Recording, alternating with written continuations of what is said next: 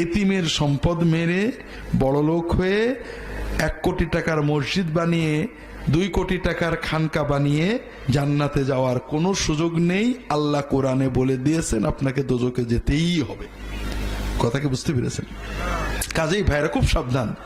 বারবারও বলেছি, আবারও বলি, খুব ভালো করে বোঝেন। আল্লাহর কাছে অন্যায় করে ফেলেছেন, সহজ, আল্লাহ মায়ের চেয়ে আপন, কাঁদবেন, মাফ হয়ে যাবে।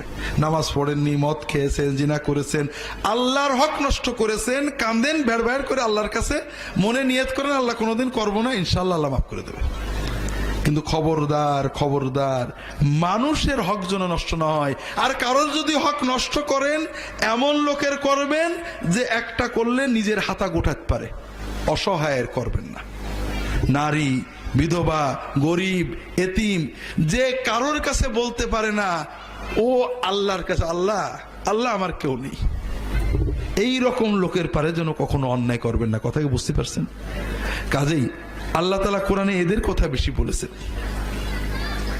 ওয়াল মাসাকিন, দরিদ্র। আমরা